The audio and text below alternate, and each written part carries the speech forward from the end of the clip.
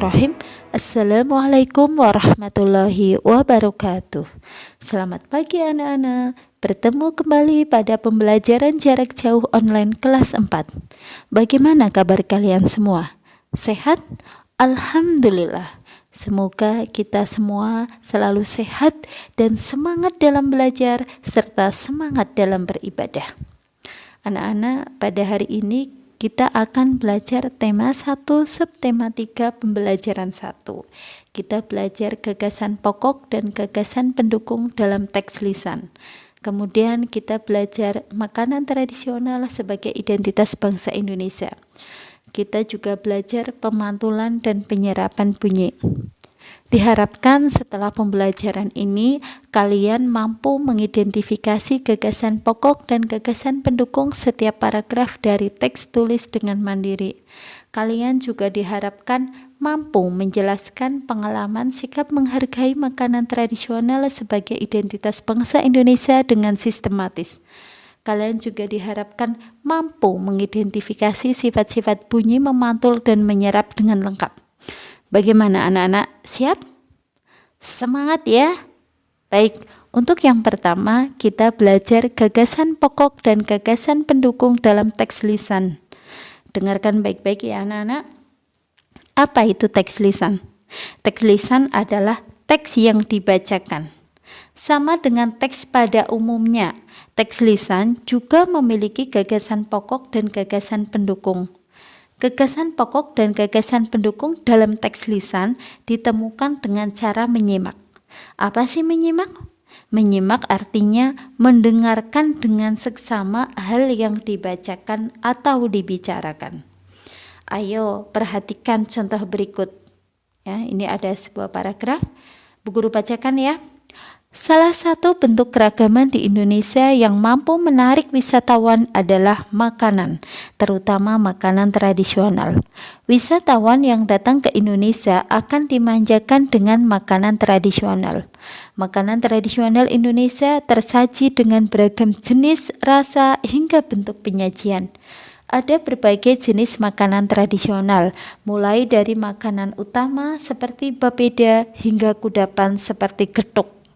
Ya, dari paragraf tersebut, mana coba gagasan pokoknya? Ya, gagasan pokoknya itu terletak pada kalimat utama, ya, yaitu bahwa makanan tradisional Indonesia mampu menarik wisatawan. Kemudian, gagasan pendukungnya mana? Gagasan pendukungnya itu terletak pada kalimat penjelas, ya, yaitu 1. Makanan tradisional khas daerah dapat memanjakan wisatawan.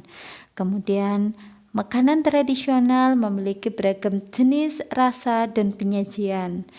Dan jenis makanan tradisional berupa makanan utama hingga kudapan.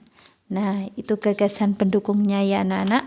Salah satu bentuk keragaman di Indonesia yang mampu menarik wisatawan adalah makanan tradisional.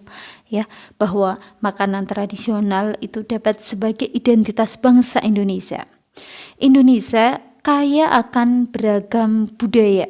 Ya, salah satu keragaman itu adalah makanan tradisional.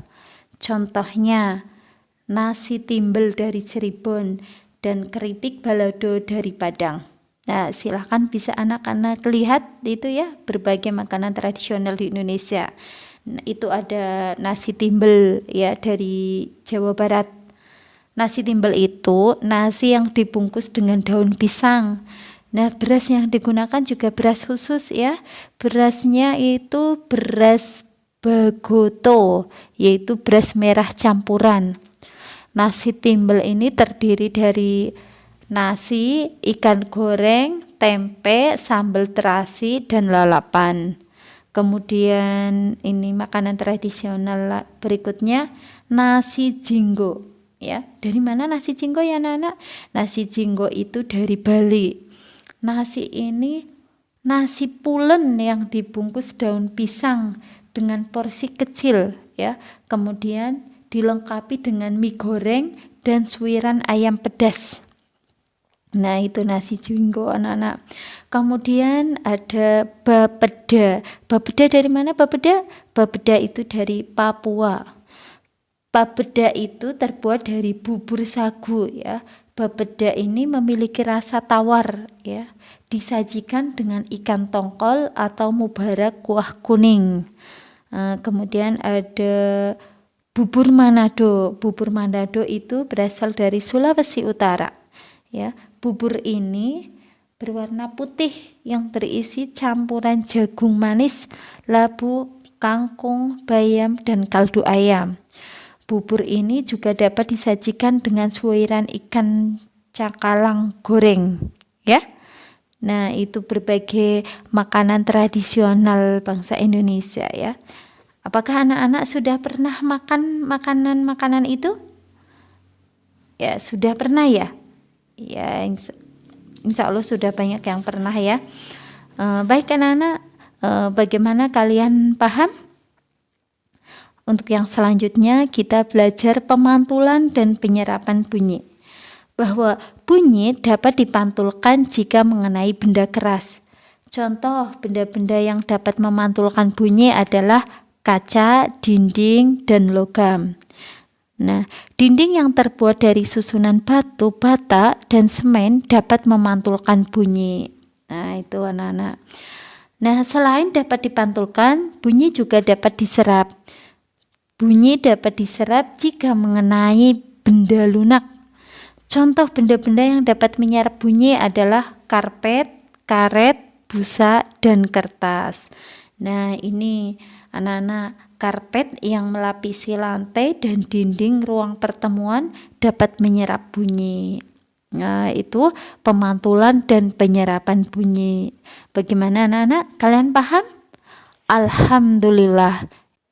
Demikian pembelajaran pada hari ini. Terima kasih atas perhatiannya, dan kepada Bapak Ibu terima kasih telah mendampingi putra-putri dalam belajar. Semoga mendapatkan ilmu yang berkah dan bermanfaat. Amin. Sampai jumpa besok. Wassalamualaikum warahmatullahi wabarakatuh.